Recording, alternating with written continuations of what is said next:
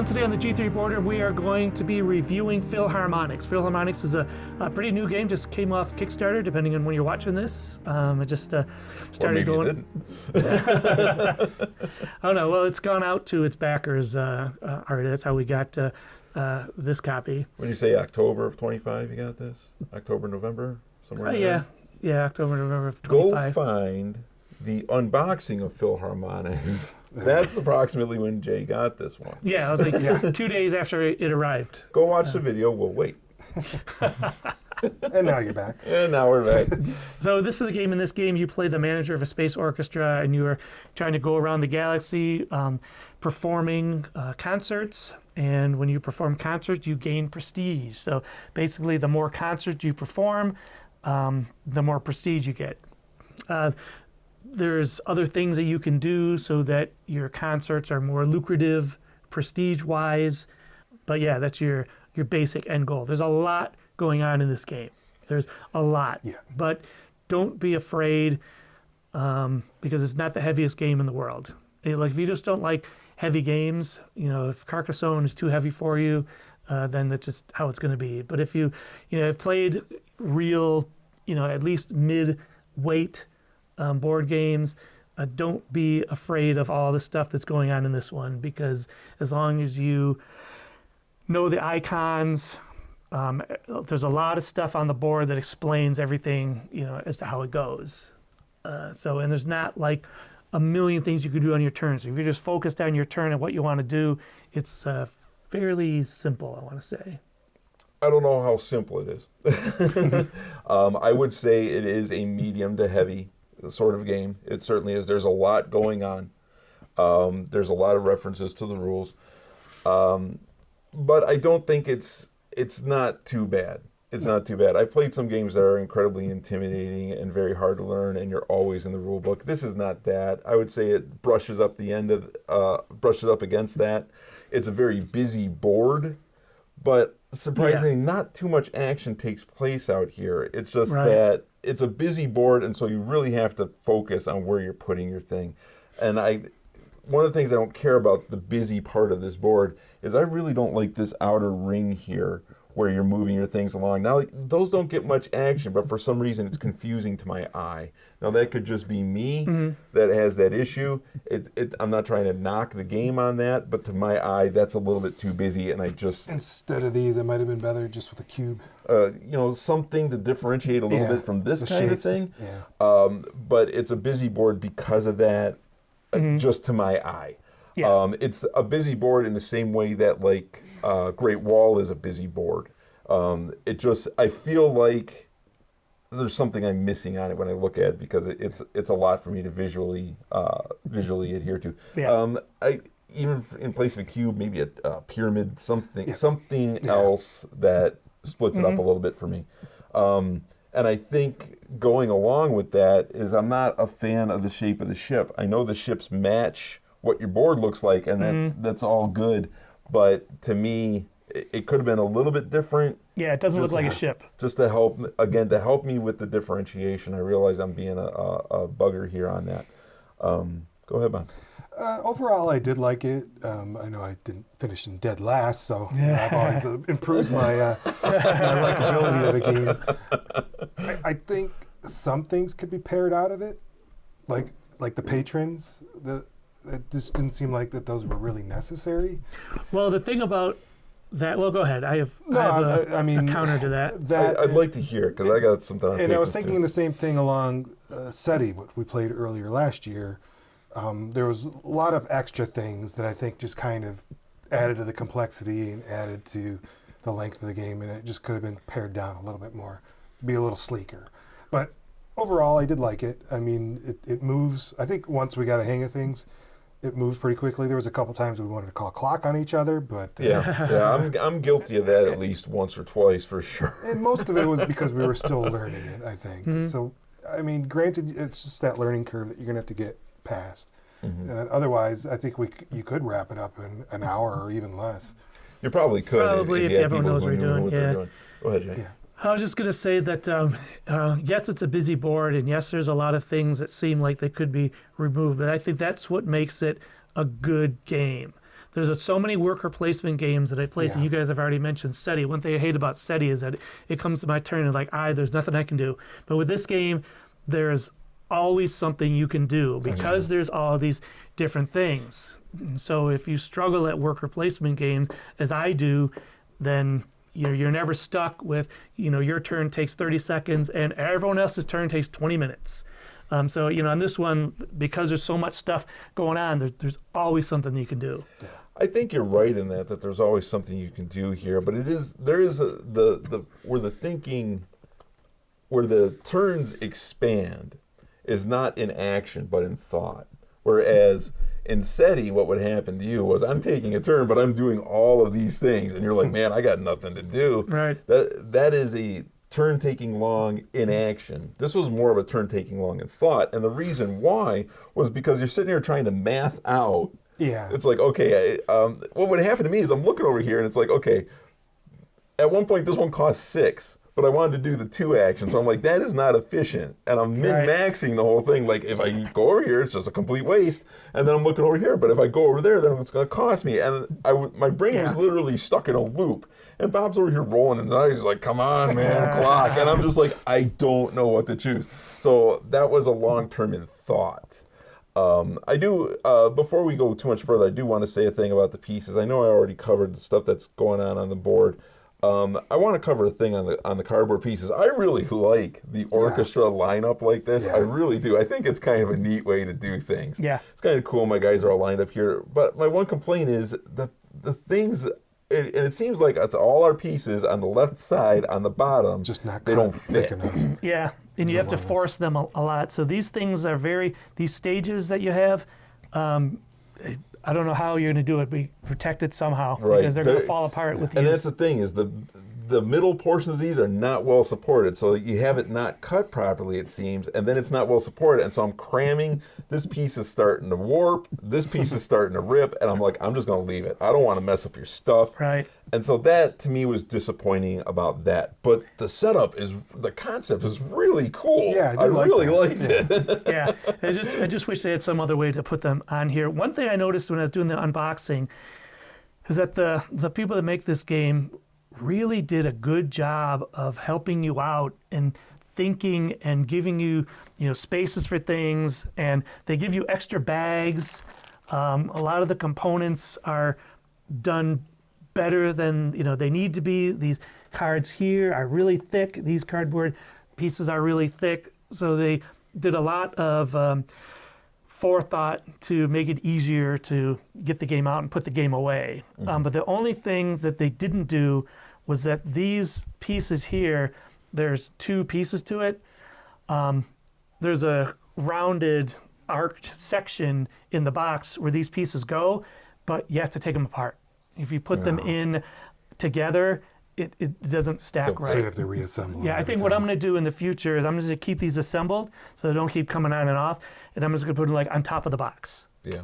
And just roll. Hopefully you won't get a flood or something if someone doesn't knock it over. But. Right.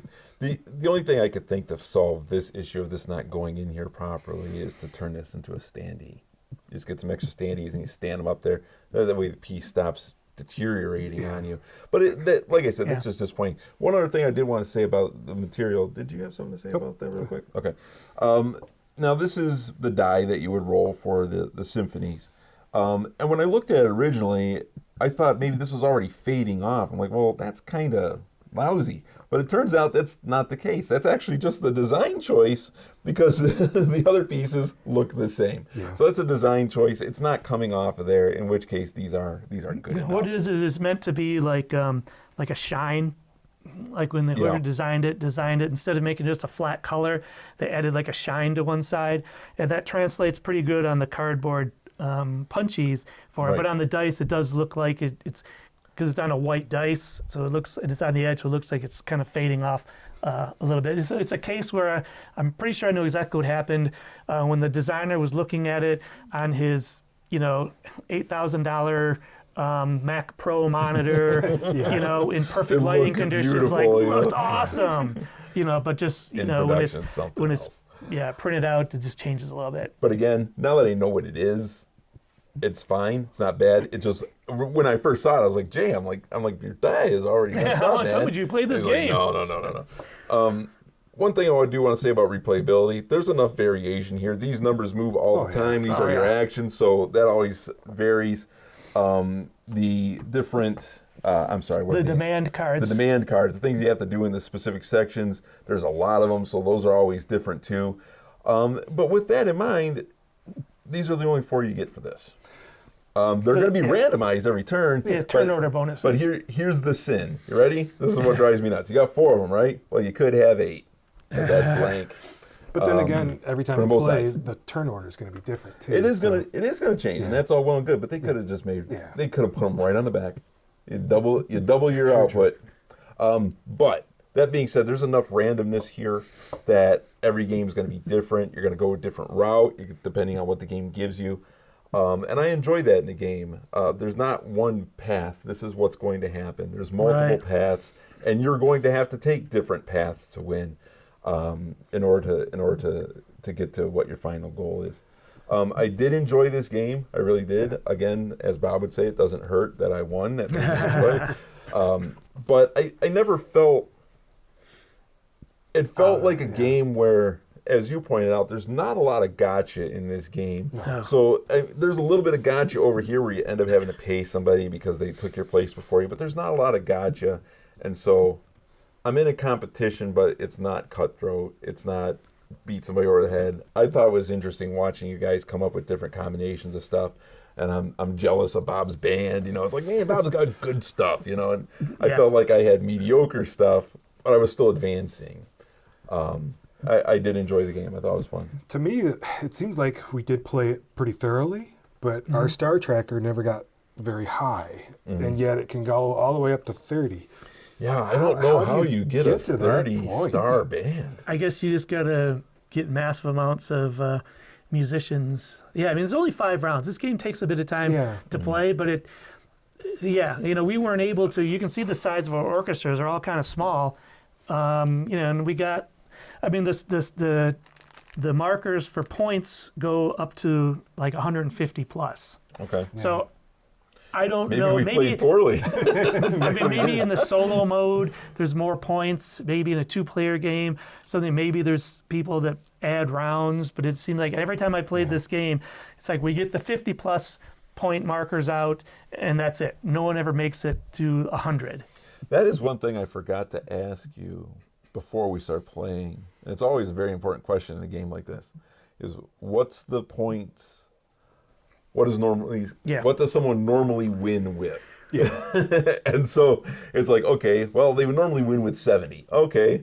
Or they normally win with 30, because you're watching it, it's like, okay, the track goes up to here. How close am I going to get to the end of the track? And so I forgot to ask you that, and I really should have, because that's an important question in a points-driven game. What normally does it take to win? But looking at this, too, back to the Star Track, there's big-time rewards here at the end. Yeah. So if you make it, you can claim all these. I mean, you get 3 passes, then 1, 2, 3, 4. So I guess if you're just collecting musicians and you're not performing, you can get prestige that way. Yeah. And I mean, if every time, like the add musicians, if every time it comes out as being costing 1, you might go that everyone's route. going to be doing that and racing up that. I don't think that you're ever going to have something where your star track is maxed and your prestige track is maxed. And I was playing very conservative with my tokens because early on, Yeah, I me said, too. "You might not want to do that," because you can use them. I mean, so I guess that would change things up too a bit. And the game probably changed when we had 3 of us playing. It's solo, 2 to up to 4 players. So solo to 4. We're playing 3. I'm not really sure how much things change when you have 4. If that probably tightens up the scoring, because then you're starting to run into That's what I places would be that. curious to see. Especially kind of overlapping. I think in a 2-player game, you probably have higher score and higher on the Star Track and stuff. Yeah, you're probably right. There's an interesting symbol over here, too, by the way, at the end of the Star Track. And that seems to imply that for every one you go over 30, you gain another prestige point. Yeah. So you can just butt up to the end and just keep hitting What's it. this? That's the explanation on what happens when you don't take your turn. There's move or money. That's what that looks like. Yeah. Got it. Yeah. Yeah, the game does a good job of putting the whole rule book on the board and on your, It your does. thing, Yeah. at least in some place. So it's a good, like we went to the rule book and we were, reading stuff just so that people could, hear it read. But after you've played this a few times, you can refresh your memory just by looking at the, because there's the definition on Yeah. play. But like I said, I did enjoy this game. I thought the concept was cool. You're just spacefaring band. I would have appreciated again a rail gun. So as I flew by, I could take out portions of your band. It was a refresher that we weren't blowing each other up. It was Yeah. just outperforming. Maybe a homebrew expansion in the works. I enjoy more PvE games, which is sort of what this is. Yeah. Is we're competitive, but I'm not taking anything away from Bob.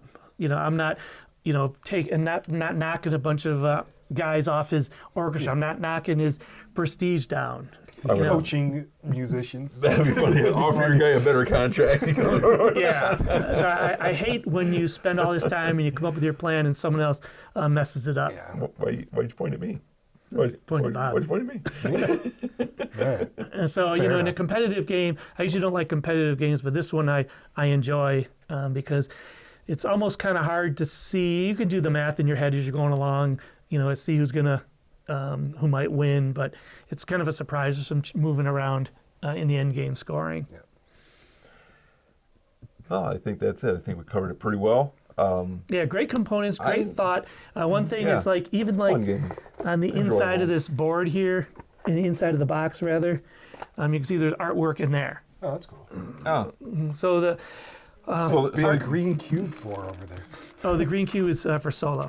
so they can, this they can put art in the box, but they can't put art on the back of that. well, those are supposed to be randomized. So maybe they figure that if you can't turn it over, people are always looking at it and they're going to see. And so, I mean, the people at Arcona Games really went above and beyond making it pretty and doing the extra mile on the art, and the artwork on the cards is good. I mean, yeah, they missed an opportunity with the back of those, but there's just so much I think there's enough so much thought variability in. that doesn't. Yeah, that's true. Sorry. Yeah, there's enough variation Not that my doesn't. complaint. But they really did the fans a big favor and the players a big favor in a lot of different ways in the game. Even those bags that you I like. I always love a put some- game that supplies its own bags. yeah, and they're good quality. And the board is good quality. It's it's good. It's good fun stuff, and it's unique. So I would definitely recommend unique. picking this up. We did not get a free copy or anything. I backed it on Kickstarter because I was intrigued by the description and the kind of the world that it's in, and because I love music, fascinated by it. But there's a lot of cool things in this game, which would lead me to recommend it. I think it's a worthy pickup. It definitely unique, definitely, and I enjoyed it. So, I will give it the highest praise that I often give. I would play this again. Yes, and if you enjoy this game or enjoy music or enjoyed this video, go ahead and give us a like or a subscribe or leave a comment down below. Until next time.